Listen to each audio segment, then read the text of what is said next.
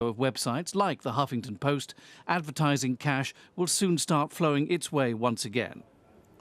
And for more analysis, John joins us now. This is all very well, but are there implications both for cost, as far as what it will cost to access the Huffington Post now, and for content as well? Well, I think you raised two absolutely crucial issues. I mean, let's deal with cost first of all. The question out there is, are we going to be charged in future to read the Huffington Post? And it's too early to say, to be honest with you. I don't think that this is the route that Tim Armstrong, who's the new AOL CEO in from Google, is going to go. But he might do. I mean, why not? Because Rupert Murdoch already charges for the Wall Street Journal, and Murdoch started a newspaper, a daily paper for the iPad only last week.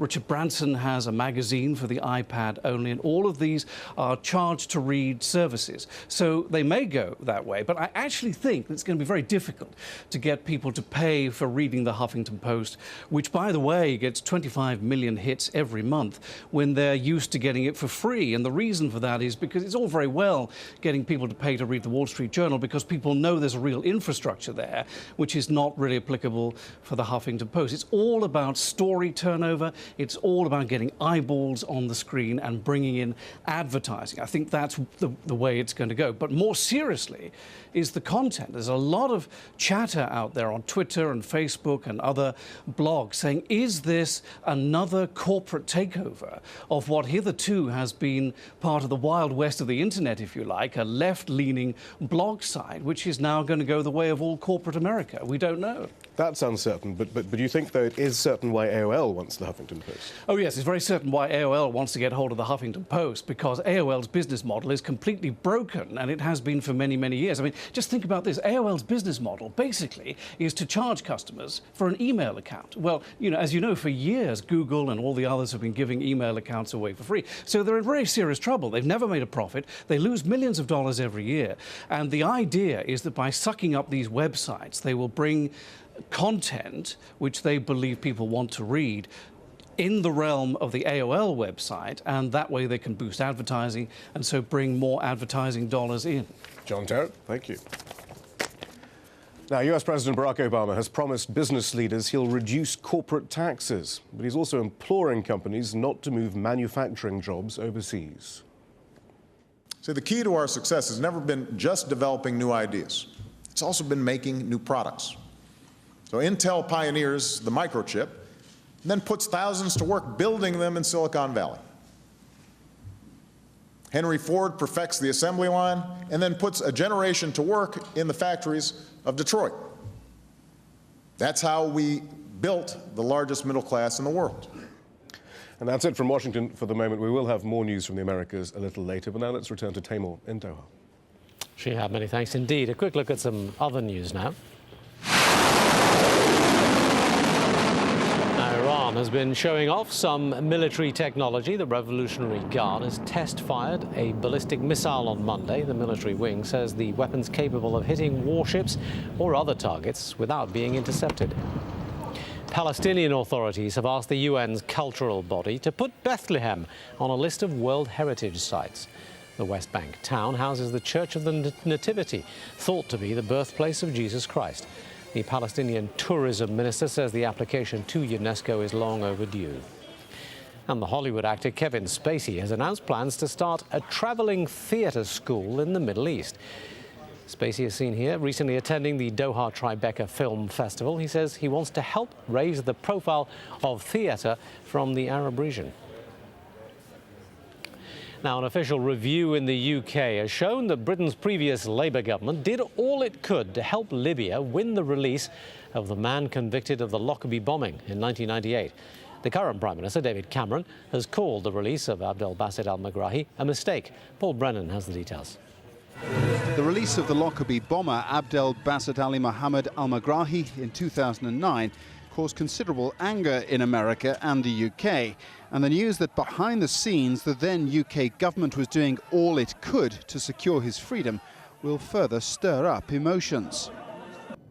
Megrahi remains the only person to have been convicted of involvement in the bombing of Pan Am Flight 103 over Lockerbie in 1988, an outrage which killed a total of 270 people. Megrahi's freedom was granted by the devolved authorities in Scotland on compassionate grounds, on the basis that he had been diagnosed with terminal cancer. Publicly, the government of Prime Minister Gordon Brown in London kept its distance, insisting that any criticism of the release should be directed at the Scottish. But the new review reveals that privately, the policy of the London government had fundamentally changed. They were doing that for geopolitical, for economic reasons.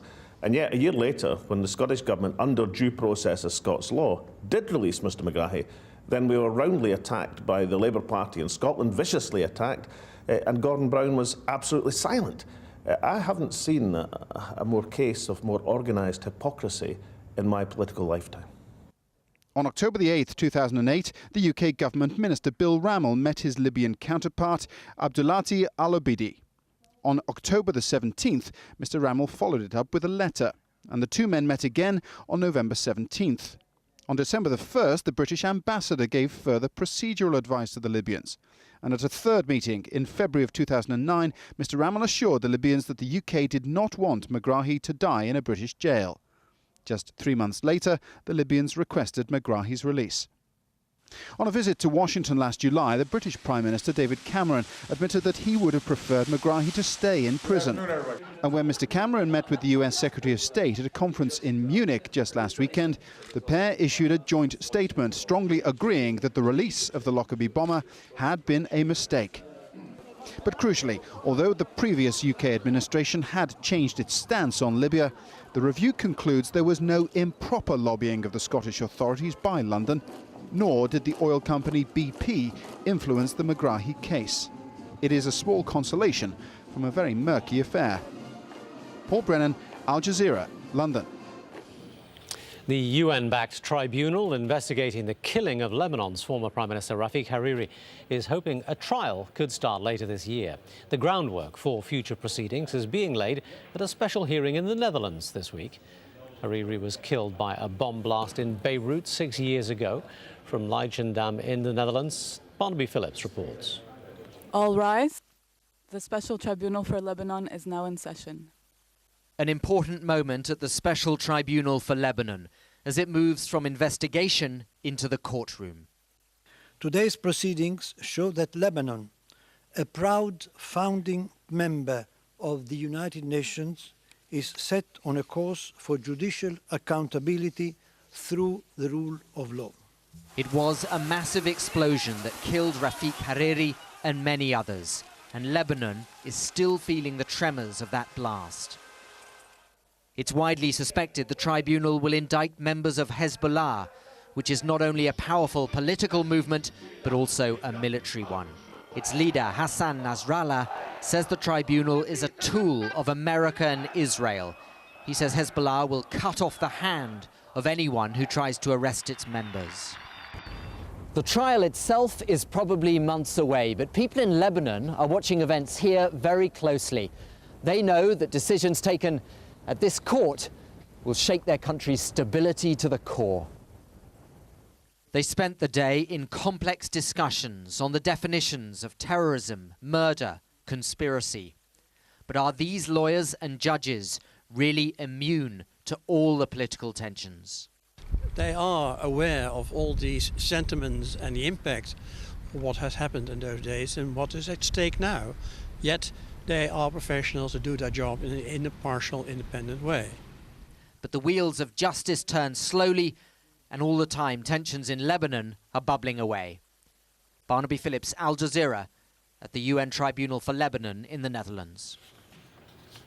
So, 15 days and counting, but is protest fatigue in Egypt setting in? We're in Cairo's Liberation Square to find out how demonstrators are keeping their spirits up. That's in just a moment or two. And plans for one of Brazil's biggest street parties go up in smoke. That's coming up. Please stay with us.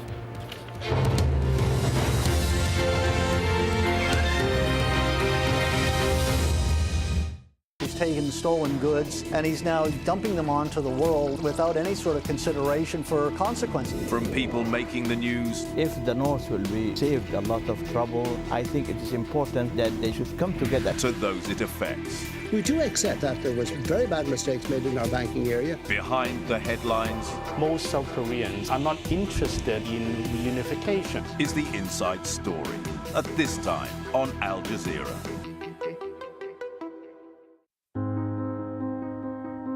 It is in the details. A look. A connection. The moments that reveal the truth. Award-winning documentaries from critically